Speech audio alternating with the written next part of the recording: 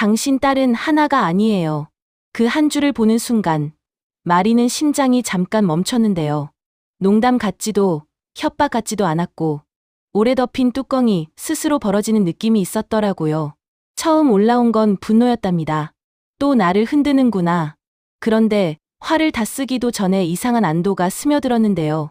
만약 사실이라면 버려진 아이가 아니라 누군가와 나란히 시작한 아이가 되는 거잖아요. 그 생각 하나가 버팀목처럼 서더래요. 곧바로 죄책감이 고개를 들었습니다. 강세한테 뭐라 말하지? 엄마는 또 상처받겠지? 민보는 또 도망칠까? 민보는 메시지를 같이 봤습니다.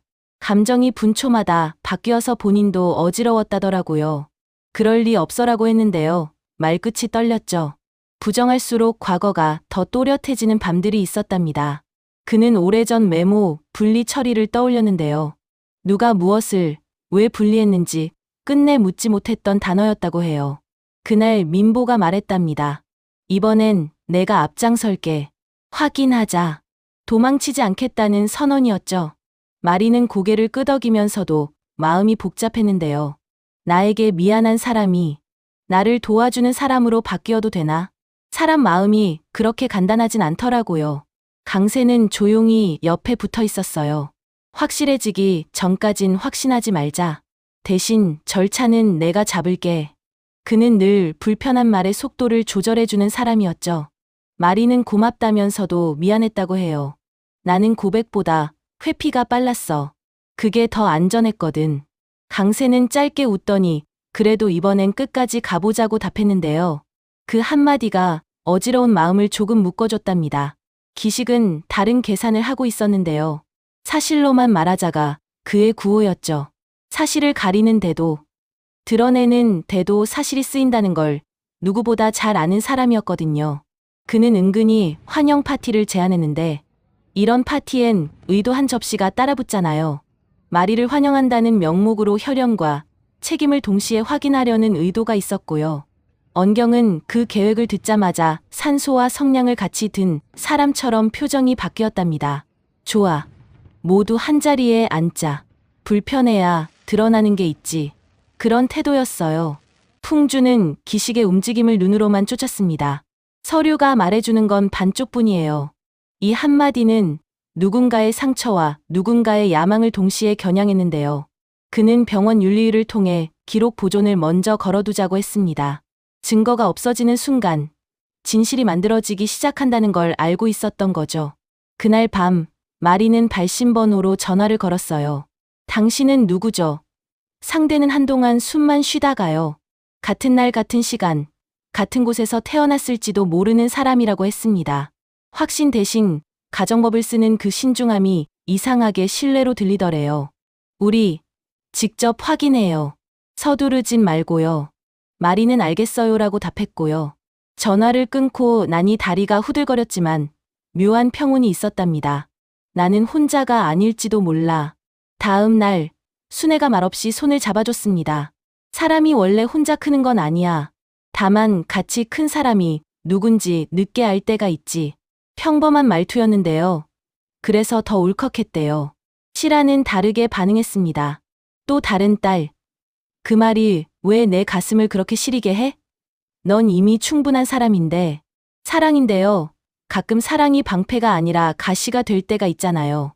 마리는 대답 대신 고개를 숙였답니다.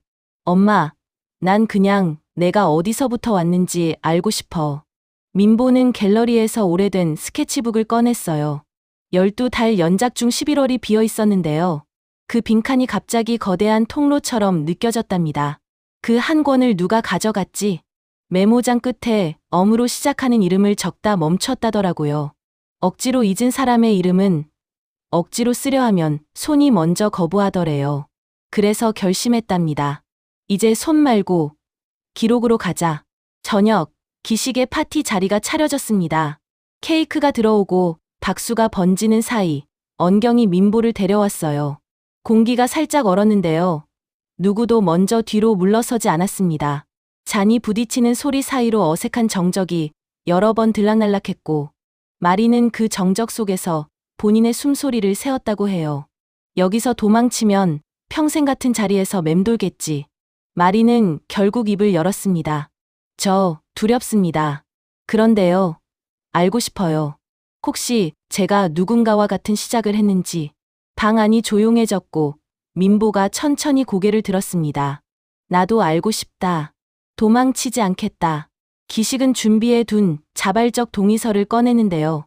강세가 그 종이를 테이블 중앙에 내려놓으며 말했답니다. 서명은 윤리위 접수 후에요. 검체는 제3자 보관으로 하고요. 그래야 누구도 의심하지 않죠. 풍주가 고개를 끄덕였고 뜻밖의 언경도 맞다. 오늘은 말로 상처 내지 말자. 내일을 남기자고 했습니다. 모두의 말이 이상하게 같은 방향이었대요. 그때 마리의 휴대폰이 다시 울었습니다. 같은 번호였고요. 저 근처에 있어요. 들어가진 않을게요. 다만 당신이 혼자가 아니라는 걸 전하고 싶었어요. 마리는 짧게 답장을 보냈어요. 고마워요. 우린 도망치지 않을게요. 그 한 줄을 보내고 나니 사라지던 자리에 문장 하나가 서는 느낌이 들었답니다. 나는 혼자가 아닐지도 모른다. 파티는 축하도 폭발도 없이 끝났습니다. 김 빠졌다는 말도 있었는데요. 마리는 알겠더래요. 오늘의 목적은 결말이 아니라 방향이었다는 거요. 기식은 문득 사진을 하나 꺼냈습니다. 오래전 병원 기록 카드의 스캔본이었는데요. 동시분만 쌍태 배제라는 펜글씨, 그 밑에 발바닥 도장 2개가 나란히 찍혀 있었죠. 사실은 늘 있었는데 우리가 못 본 거였구나. 그는 사진을 다시 봉투에 넣었습니다. 밤이 깊자 강세가 조용히 물었어요. 무엇이 제일 무섭니? 마리는 잠시 생각하다가 웃었습니다. 이상하죠. 지금은 무서움보다 궁금함이 조금 더 커요. 강세도 웃더라고요. 그럼 됐다. 궁금함은 앞으로 가는 마음이고 무서움은 뒤로 당기는 마음이니까. 둘은 한동안 말이 없었는데요. 침묵이 불안이 아니라 약속처럼 느껴졌답니다. 다음 날 윤리위 접수 문서가 들어갔고 기록 보존 요청도 제출되었습니다. 누군가는 이걸 쇼라고 했는데요. 마리는 알았답니다. 쇼라도 괜찮다고요. 쇼를 빌려 진짜로 가면 되거든요. 민보는 갤러리에서 11월 스케치의 빈 페이지를 다시 펼치며 한 줄을 적었습니다. 비어있는 건 누군가 돌아올 자리였다. 그는 그 문장을 소리내어 읽었는데요.